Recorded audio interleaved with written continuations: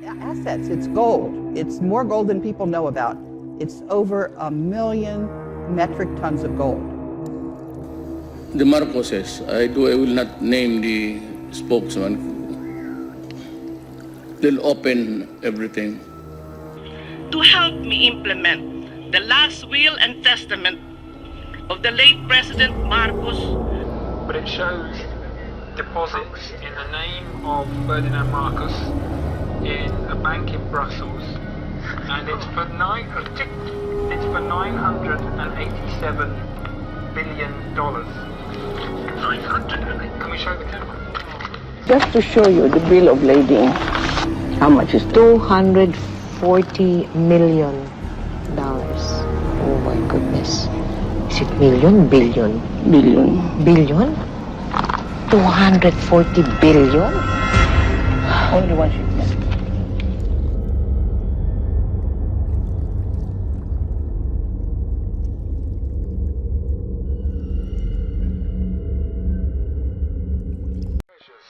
Just in this room alone, could you talk us through some of the paintings? Who's the Madonna. the Madonna? Who's that artist? That is a Michelangelo Madonna. This is a Michelangelo. Michelangelo Madonna. And this one? That's a Pizarro. Pizarro. And then over here, this is a Picasso. Yeah. This is a Gauguin. It's a Gauguin. Yeah. How did you manage to get so many extraordinary, lovely things? Well, my husband was the lawyer of gold mines and also a gold trader. And he loved gold so much. He would always tell me, "Sweetheart," he said, "it's hard to earn money honestly and properly, but harder still to spend money properly. You be the one to spend." And then I said, "Why?" And then he said to me, "Because all you buy is beauty." It sounds like a perfect relationship then. He earned the money. Yes. And you spent it. Spent it, right. And I just did not leave it in gold. I bought paintings, beautiful jewelry, beautiful silver, anything beautiful. But when President Marcos was acquiring all this money and giving it to you to spend, did you think it was his money, or did you look on it as money, the money of the Philippines people? Oh no, I knew it was his money because I saw this gold already in his home. You were rich even before you became He was rich. leaders of the country. He was rich. Oh, definitely. And that has always been Imelda's line. Thank you. Her husband, Ferdinand Marcos, was a staggeringly successful investor in gold who made billions. Manila Polo Club over there. We didn't use the Filipino treasury as our own personal cash machine. And if you think we did, prove it. And so far, despite hundreds of court cases, no one really has. I would be remiss if I didn't ask you about your shoes. They found no skeletons in my closet. They found beautiful shoes made in the Philippines. At nearly 80 years old, Imelda is back. Loud, proud, and beautifully shod. And she does appear to be genuinely popular with some Filipinos. The Philippines government has seized more than £400 million from accounts in Switzerland. But the puzzle of her remaining riches is locked up in bewildering legal cases and contested documents. Just look at this. This is only This is one. an envelope with Belgium on the front of it. The mysteries. What could this be? So this is some sort of treasury certificate. It's slightly fuzzy. No, you don't anymore because this is dangerous already. No, look. If only I had a photographic memory, I could tell you what it was. Yeah, But it's all right. We can't show you. But it shows deposits in the name of Ferdinand Marcos in a bank in Brussels, and it's for $987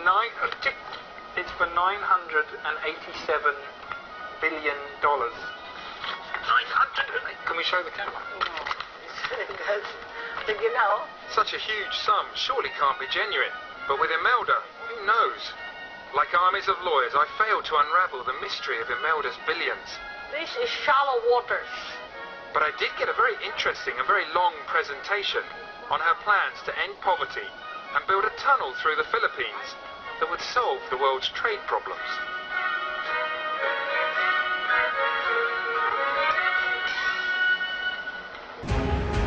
No, we are not the thieves. These are the people. No, this will save the world.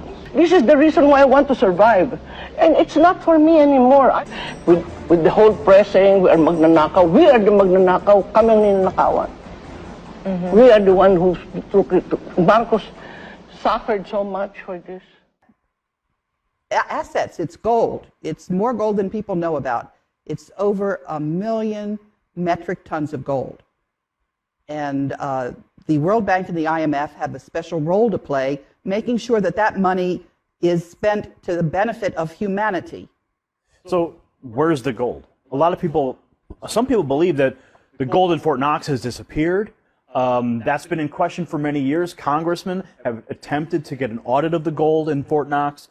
So 1 million metric tons of gold is not something you can just hide.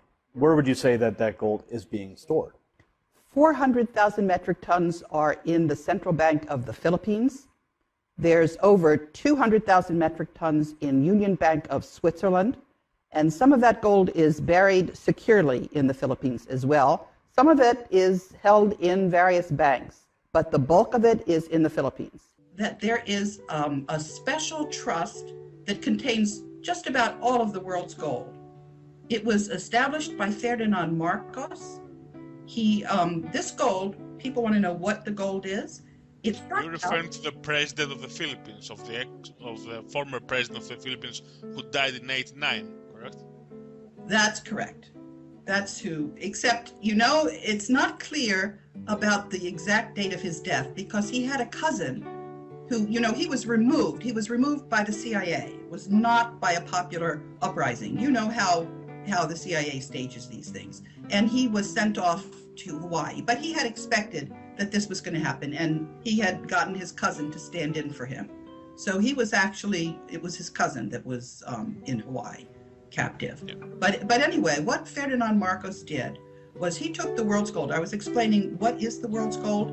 It's gold from King Solomon. It's gold that the conquistadors in Spain gathered up from the Aztec and Inca civilizations.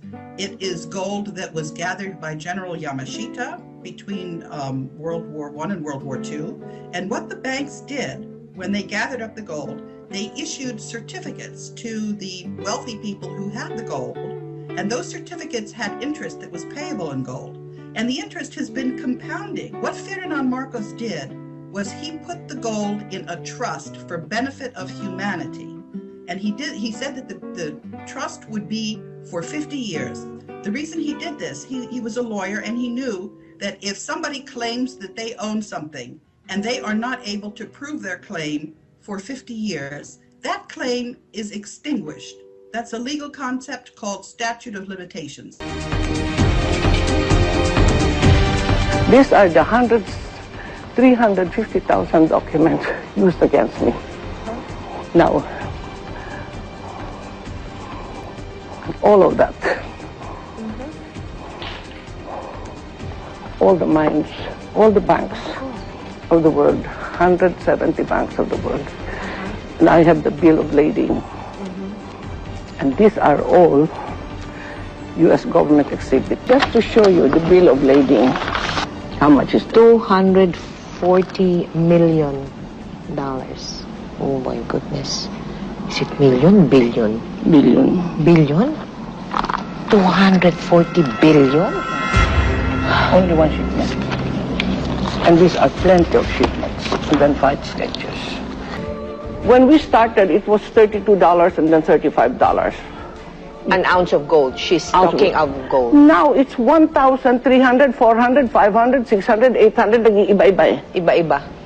Ounce yan. How many kilos? And we are sitting on gold. But the most urgent reason I was looking forward to my coming to this hearing of the Philippine Senate is to seek your help, honorable senators, to help me implement the last will and testament of the late President Marcos to enlist assets in the hands of trustees, to implement the Marcos Humanitarian Foundation so that we can help the country in our economic crisis and help the Filipino people in their agony and suffering. The Marcoses, I will not name the spokesman.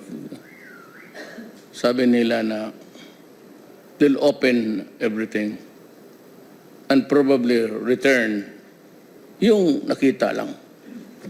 Sabi nila na malaki ang deficit mo sa maybe this year ang projected deficit spending would be big, sabi nila. Baka makatulong. Pero hindi ito malaki. But we are ready to open and bring back, sabi niya, pati yung IFU gold bars.